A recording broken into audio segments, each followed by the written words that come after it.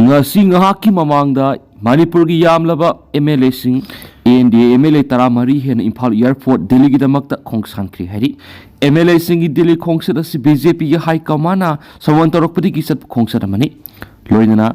hayeng state asida thokliba thawdo wathok singi situation sigi damakta review tawgani heba wapam ama February gi tang anida phungdoknari haibe khongsat asida BJP NPF amasum NPP gi legislature sing toksom saitrabata awangbu newmai Waikemsa Nurul Hasan amasum atopa MLA kaya ama Delhi gi damakta ngasi Imphal ta dokre loinana athuba matamda state asida popular government semlakpa yana leiri Manipur gi irang loisin ngamdrabasu Assam dadi mitop khandok halankhini haina Amit Shah na lakthokre Manipur thoklib irang asi kanglon kaina lamdam asida sangsilakhi illegal immigrants singa thokwan bani haina maikai kyadi gi launari hanigi minister nongthom beren yauna BJP gi masak naiba lusingba kyana Manipur gi irang asi gi hawrakpham nainarakpa matamda illegal immigrants maram ama oina phongdokna khiba lekre illegal immigrant lamdam asituki masak khangdok tuna maramdamda halankraba matamda Manipur gi irang asi loisinba ngamgani haina akhang ahi kyana phongdokna khiba lekrabasu ngasi phawba BJP na lusingba center amadi state lainga na thabak paikhat palaitri Manipur gi irang asi loisinaba gi dama sabsaba concrete road map ama yathokpa leitri haina miyamna saunari adubu sera sida Union Home Minister Amit Shah na Assam na pangthokiba mikhal gi campaign amada BJP na Assam da amuk lengak pairaklabadi illegal immigrants sing amadi kanglon kaina naron da sangsilakhiba sing masa khangdok tuna masa masa gi maramda halankhigani haina phongdokna duna BJP da Assam gi miyamna vote pibinaba phongdokhi loinana illegal immigrants sing asi Congress na lusingba lengak lairingi matamda makoina mikhal mai park tuna lengak paina bigidama pushilakibani haina moral shiraduna BJP na tana mitop khandok pangamgadab leiti haina sphongdokhi Assam da lairibi illegal immigrants sing di Home Minister Amit Shah na maramdamda halankhini haina lakthokre dubo English ngani ga kunga humdoi me ahumdigi Manipur thokliba irang asigi hawrakpham gi manungda khwaidigi sawba maramam oiribi illegal immigrant masa khangdok tuna maramdamda halankhini haina phongdokpaga loinana thabak paikhat kibleitri Manipur thoklibi irang asi lusinba ngamdrabasu Assam da lairibi illegal immigrant gi issue adubudi Home Minister Amit Shah na yamna haksina lawraduna lenga ki sabsaba phirep laukthokibani Manipur lairibi illegal immigrants sing masa khangdokpagi wapam leitri sera sida mitop khandoktana mikok thibigi thabak paikhalakpasu horakre maikai kyadagi Manipur lairibi illegal immigrants sing NRC natragana masigi manaba mechanism ama puthoktuna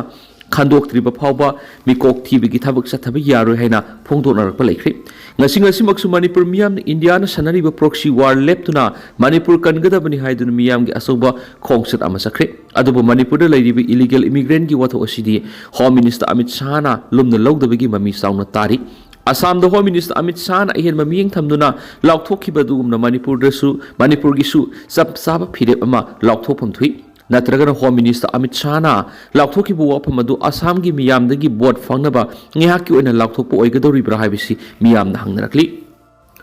Gaza da Israel na sadakhiba air strike miyoi kunthra hatkhre sibigi masing makhatana hengalakpa yana leri Israel gi maikaidigi Thakra sida sathrakhiba air strike ki manungda khwaidigi tamthiba ama oina mayu maikai thadoktuna selaktuna leiriba Sheikh Radwan gi police station amada target toroktuna yamdrabada Palestine masa kunthra hatkhre makatana sibigi masing adu hengalakpa yana leiri Israel amasung Gaza ani ki marakti yamna aswanba ceasefire ama leiringai marasida ngara Gaza gi nungsup thangba city edu air strike adu sathrakhi strike aduna police station na pan hibadigi officer amasung makoina phaduna leiba miyoi tarasiki loinana ten khanduna station adugi manakta leiriba legendary ba miyoi gi imung manungi marakta su asiana adu thokibani atopa strike amana Gaza city gi apartment amada panbadigi angang hum amadi nupi ani siki aduga kha thangba Gaza da leiriba Khan Yunus satakhiba air strike amada miyoi taret hatki shikraba ohumgi makhura amana phongdorakpagi ceasefire di laukthoi dubu maralejitraba angang singadu hatliba karigino aikoina kari asoiba yaukibagi haina penaba kya paugi agency da phongdorakli Israel gi military gi mekedi gi phongdorakpada mamang sei gi October tha laikhiba ceasefire du gi matungina maphamadu kha thangba Rafa gi maphamadu makoi gi control makhada leiribani ꯃꯈꯣꯏꯅ tunnel ꯑꯃꯗꯒꯤ ꯈꯨꯠꯂꯥꯏ ꯄꯥꯏꯕ ꯃꯤꯑꯣꯏ 9 ꯊꯣꯛꯂꯛꯈꯤꯕꯗꯨꯒꯤ ꯄꯥꯎꯈꯨꯝꯗ year ꯁ꯭ꯇ꯭ꯔꯥꯏꯛꯁꯤꯡ ꯑꯗꯨ ꯆꯠꯊꯈꯤꯕꯅꯤ ꯍꯥꯏꯔꯤ strike ꯑꯁꯤ ꯒꯖꯥꯒꯤ ꯈ꯭ꯋꯥꯏꯗꯒꯤ ꯑꯋꯥꯡ ꯊꯪꯕ ꯁꯤꯇꯤꯗ ꯂꯩꯔꯤꯕ ꯕꯣꯔꯗꯔ ꯀ꯭ꯔꯣꯁꯤꯡꯒꯤ ꯑꯦꯔꯤꯌꯥ ꯑꯗꯨ ꯍꯥꯡꯗꯣꯛꯇꯨꯅ ꯆꯠꯊꯣꯛ ꯆꯠꯁꯤꯟ ꯌꯥꯍꯟꯕꯒꯤ ꯊꯕꯛ ꯄꯥꯏꯈꯠꯄ ꯍꯧꯒꯗꯕ ꯅꯣꯡꯃ ꯋꯥꯠꯂꯤꯉꯩꯗ ꯑꯣꯏꯔꯛꯄꯅꯤ ꯄꯟꯕ ꯌꯥꯕꯗꯤ ꯕꯣꯔꯗꯔ ꯀ꯭ꯔꯣꯁꯤꯡ ꯑꯗꯨ ꯂꯥꯟ ꯍꯦꯛ ꯍꯧꯔꯛꯄꯗꯒꯤ ꯊꯤꯡꯖꯤꯟꯗꯨꯅ ꯂꯥꯛꯈꯤꯕꯅꯤ ꯃꯅꯤꯄꯨꯔꯗ ꯀꯨꯀꯤ ꯀꯧꯕ ꯐꯨꯔꯨꯞ ꯅꯠꯇ꯭ꯔꯒꯅ ꯃꯤ ꯑꯃꯠꯇ ꯂꯩꯇꯦ ꯀꯨꯀꯤ ꯍꯥꯏꯅ ꯈꯪꯅꯔꯤꯕꯁꯤꯡ ꯑꯁꯤꯗꯤ ꯃꯤꯇꯣꯞꯅꯤ ꯃꯥꯏꯀꯦꯜ ꯂꯝꯁꯊꯥꯡ ꯃꯅꯤꯄꯨꯔꯗ ꯀꯨꯀꯤ ꯀꯧꯕ ꯐꯨꯔꯨꯞ ꯅꯠꯇ꯭ꯔꯒꯅ ꯃꯤ ꯑꯃꯠꯇ ꯂꯩꯇꯦ ꯀꯨꯀꯤ ꯍꯥꯏꯕꯁꯤ ꯐꯨꯔꯨꯞꯁꯨ ꯅꯠꯇꯦ ꯑꯗꯨꯕꯨ ꯀꯨꯀꯤ ꯍꯥꯏꯅ ꯈꯪꯅꯔꯤꯕꯁꯤꯡ ꯑꯁꯤꯗꯤ ꯃꯅꯤꯄꯨꯔꯗ ꯆꯪꯂꯛꯄ ꯃꯤꯇꯣꯞꯅꯤ ꯍꯥꯏꯅ ꯊꯥꯗꯧ ꯐꯨꯔꯨꯞꯀꯤ ꯃꯁꯛ ꯅꯥꯏꯕ ꯂꯨꯆꯤꯡꯕ ꯃꯥꯏꯀꯦꯜ ꯂꯝꯖꯊꯥꯡꯅ ꯐꯣꯡꯗꯣꯛꯈ꯭ꯔꯤ ꯍꯥꯏꯔꯤꯕ ꯋꯥꯐꯝ ꯑꯁꯤ ꯉꯔꯥꯡ ꯀꯣꯀꯣꯃꯤꯅ ꯁꯤꯟꯗꯨꯅ ꯌꯥꯝꯂꯕ ꯃꯤꯌꯥꯝꯅ ꯁꯔꯨꯛ ꯌꯥꯗꯨꯅ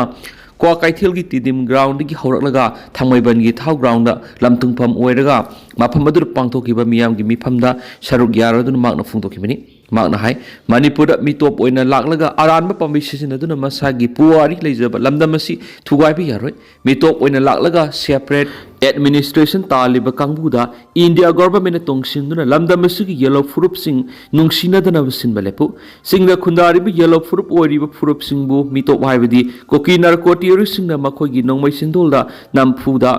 ꯅꯝꯐꯨ ꯁꯥꯐꯨꯗ ꯅꯝꯊꯗꯨꯅ ꯊꯝꯂꯤ ꯑꯗꯨꯒ ꯏꯟꯗꯤꯌꯥ ꯒꯣꯚꯔꯟꯃꯦꯟꯠꯅ ꯌꯦꯡꯗꯨꯅ ꯂꯩꯔꯤ ꯍꯥꯏꯕ ꯋꯥꯐꯝꯁꯨ ꯐꯣꯡꯗꯣꯛꯈꯤ JEMꯒꯤ ꯇꯦꯔꯣꯔꯤꯁ ꯑꯍꯨꯝ ꯁꯦꯀ꯭ꯌꯨꯔꯤꯇꯤ ꯐꯣꯔꯁꯅ ꯀꯣꯏꯁꯤꯟꯗꯨꯅ ꯊꯝꯈ꯭ꯔꯤ ꯖꯝꯃꯨ ꯑꯦꯟड ꯀꯥꯁꯃꯤꯔꯒꯤ ꯀꯤꯁꯇꯋꯥꯔ ꯗꯤꯁꯇ꯭ꯔꯤꯛꯇ ꯂꯩꯕ ꯎꯟꯀꯥ ꯍꯦꯟꯅ ꯇꯥꯕ ꯁꯤꯛꯇ ꯁꯤꯡꯁꯥꯡꯗ ꯖꯥꯏꯁ ꯃꯣꯍꯥꯃꯗ JEMꯅꯤ ꯍꯥꯏꯕ ꯇꯦꯔꯣꯔꯤꯁ ꯑꯍꯨꯝ ꯁꯦꯀ꯭ꯌꯨꯔꯤꯇꯤ ꯐꯣꯔꯁꯅ ꯀꯣꯏꯁꯤꯟꯗꯨꯅ ꯂꯩꯈ꯭ꯔꯦ ꯑꯃꯁꯨꯡ ꯃꯈꯣꯏꯕꯨ ꯐꯥꯅꯕ ꯅꯠꯇ꯭ꯔꯒꯅ ꯅ꯭ꯌꯨꯇ꯭ꯔꯦꯂꯥꯏꯖ ꯇꯧꯅꯕ ꯑꯀꯟꯕ ꯁꯔꯆ ꯑꯣꯄꯔꯦꯁꯟ ꯆꯠꯊꯕ ꯍꯧꯈ꯭ꯔꯦ ꯍꯥꯏꯔꯤ ꯁꯦꯀ꯭ꯌꯨꯔꯤꯇꯤ ꯐꯣꯔꯁꯅ ꯖꯝꯃꯨ ꯑꯦꯟड ꯀꯥꯁꯃꯤꯔꯒꯤ ꯀꯤꯁꯇꯋꯥꯔ ꯗꯤꯁꯇ꯭ꯔꯤꯛ ꯌꯥꯎꯅ ꯇꯣꯉꯥꯟ ꯃꯐꯝꯗ ꯆꯠꯊꯔꯛꯈꯤꯕ ꯑꯣꯄꯔꯦꯁꯟꯒꯤ 13 ꯁꯨꯕ ꯅꯨꯃꯤꯠꯇ ꯉꯔꯥꯡ JEMꯒꯤ ꯇꯦꯔꯣꯔꯤꯁ ꯑꯍꯨꯝ ꯑꯁꯤ ꯀꯣꯏꯁꯤꯟꯗꯨꯅ ꯊꯝꯕ ꯉꯝꯈꯤꯕꯅꯤ ꯊꯥ ꯑꯁꯤꯒꯤ 19 ꯍꯥꯏꯔꯤꯕ ꯇꯦꯔꯣꯔꯤꯁꯁꯤꯡ ꯑꯁꯤꯒ ꯁꯣꯅꯥꯔꯪ ꯎꯃꯪꯗ ꯈꯨꯠ ꯊꯣꯛꯅꯈꯤꯕꯁꯨ ꯂꯩꯈ꯭ꯔꯤ ꯁꯦꯀ꯭ꯌꯨꯔꯤꯇꯤ ꯐꯣꯔꯁꯅ ꯀꯣꯏꯁꯤꯟꯗꯨꯅ ꯂꯩꯈ꯭ꯔꯕ JEMꯒꯤ ꯇꯦꯔꯣꯔꯤꯁ ꯑꯍꯨꯝ ꯑꯁꯤ ꯃꯄꯨꯡ ꯐꯥꯅ ꯇ꯭ꯔꯦꯅꯤꯡ ꯇꯧꯔꯕ ꯐꯣꯔꯦꯟ ꯇꯦꯔꯣꯔꯤꯁ ꯑꯣꯏꯒꯅꯤ ꯊꯥꯖꯔꯤ ꯉꯔꯥꯡ ꯑꯌꯨꯛ ꯑꯉꯟꯕꯗꯁꯨ ꯍꯥꯏꯔꯤꯕ ꯇꯦꯔꯣꯔꯤꯁ ꯑꯍꯨꯝ ꯑꯁꯤꯒ ꯊꯦꯡꯅꯔꯛꯇꯨꯅ ꯈꯨꯠ ꯊꯣꯛꯅꯕꯗ ꯑꯥꯔꯃꯤ ꯄꯥꯔꯁꯣꯅꯦꯜ ꯑꯍꯨꯝ ꯑꯁꯨ ꯑꯄꯟ ꯅꯪꯕꯗꯒꯤ ꯂꯥꯌꯦꯡꯅꯕ ꯄꯨꯊꯣꯔꯛꯈꯤꯕ ꯂꯩ ꯍꯥꯏꯔꯤ ꯈꯨꯠ ꯊꯣꯛꯅꯔꯕ ꯃꯇꯨꯡꯗ ꯇꯦꯔꯣꯔꯤꯁꯁꯤꯡ ꯑꯗꯨ ꯃꯐꯝ ꯈꯪꯗꯅ ꯂꯣꯠꯈꯤꯕꯅꯤ ꯑꯗꯨꯕꯨ ꯁꯦꯀ꯭ꯌꯨꯔꯤꯇꯤ ꯐꯣꯔꯁꯁꯤꯡꯅ ꯎꯃꯪ ꯑꯁꯤ ꯀꯣꯏꯁꯤꯟꯗꯨꯅ ꯃꯈꯣꯏ ꯃꯐꯝ ꯑꯗꯨꯗꯒꯤ ꯅꯥꯟꯊꯣꯛꯍꯟꯈꯤꯗꯅꯕ ꯑꯀꯟꯕ ꯆꯦꯛꯁꯤꯟ ꯊꯧꯔꯥꯡꯁꯤꯡ ꯂꯧꯈꯠꯇꯨꯅ ꯂꯩꯔꯛꯈꯤꯕꯅꯤ ꯍꯥꯏꯔꯤ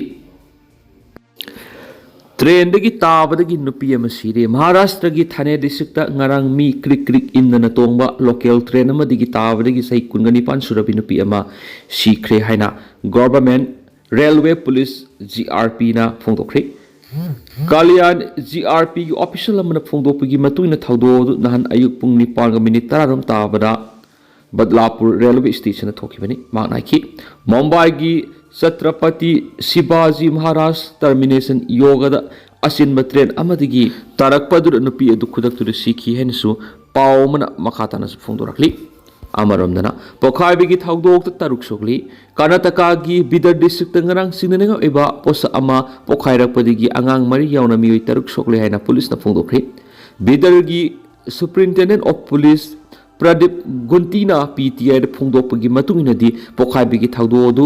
ꯈꯨꯗꯣꯡꯊꯤꯅꯤꯡꯉꯥꯏ ꯑꯣꯏꯗꯦ ꯑꯗꯨꯕꯨ ꯑꯇꯣꯞꯄ ꯑꯅꯤꯗꯨꯒꯤ ꯐꯤꯕꯝꯗꯤ ꯂꯨꯔꯤ ASPꯅ ꯍꯥꯏꯈꯤ ꯀ꯭ꯔꯥꯏꯝ ꯇꯤꯝ ꯑꯃꯁꯨꯡ ꯐꯣꯔꯦꯟꯁꯤꯛ ꯑꯦꯛꯁꯄꯥꯔꯠꯁꯤꯡ ꯊꯧꯗꯣꯛ ꯊꯣꯛꯐꯝꯗꯨꯗ ꯆꯠꯈꯤꯕꯒ ꯂꯣꯏꯅꯅ ꯍꯧꯖꯤꯛ ꯊꯧꯗꯣꯛ ꯑꯗꯨꯒꯤ ꯃꯇꯥꯡꯗ ꯊꯤꯒꯠꯄꯒꯤ ꯊꯕꯛ ꯆꯠꯊꯔꯤ ꯍꯥꯏꯅꯁꯨ ꯄꯥꯎꯁꯤꯗ ꯃꯈꯥ ꯇꯥꯅꯁꯨ ꯐꯣꯡꯗꯣꯔꯛꯂꯤ